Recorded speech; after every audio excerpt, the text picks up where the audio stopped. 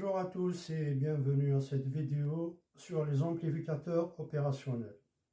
On va voir le troisième type de montage qui assure la fonction de dérivateur. Donc on a ce schéma de montage, on a la tension d'entrée VE, on a le condensateur C, la tension UC et le courant qui traverse ce condensateur, c'est IC. La résistance R traversée par le même courant ici.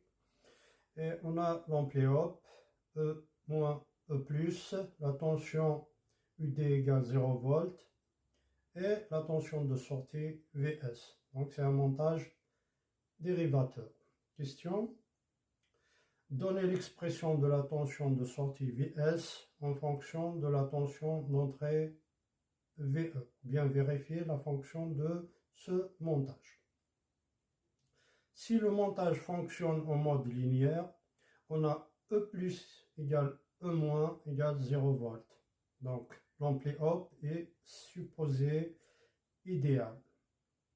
Pour le condensateur, la relation entre l'intensité du courant et la tension est donnée par la relation IC égale C fois DU de C sur DT. D c'est la dérivée. La dérivée de la tension UC, c'est N10, divisé par DT.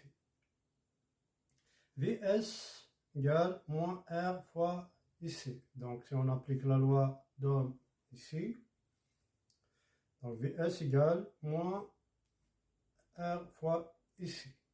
Sachant que ici, c'est comme si une masse virtuelle, parce que E moins égale E plus égale 0. Donc, on a 0 volts ici. C'est comme si on a une masse virtuelle. Donc VS égale moins RC fois C, on remplace IC par sa valeur.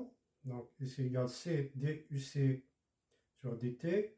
VS égale moins R fois C fois DU de C sur DT.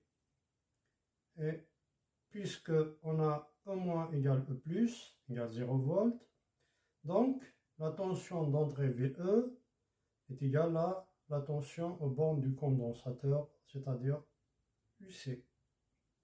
Donc VS égale moins RCDVE, donc puisque VE égale UC, je remplace UC par VE, dVE sur DT. On pose taux égale RC, R fois C, ce qu'on appelle la constante de temps. Donc VS au final égale moins taux fois D, la dérivée de la tension d'entrée VE sur DT.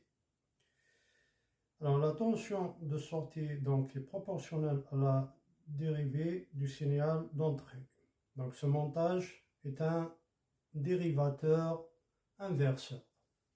Une petite remarque, donc si le condensateur est placé à l'entrée du montage, donc c'est un dérivateur. Donc pour reconnaître le dérivateur ou bien l'intégrateur, donc à l'entrée, si on a un condensateur, c'est un dérivateur. Par contre, si on a le condensateur est placé dans la boucle, c'est-à-dire à la place de la résistance R, il s'agit d'un intégrateur. Voilà, je vous remercie.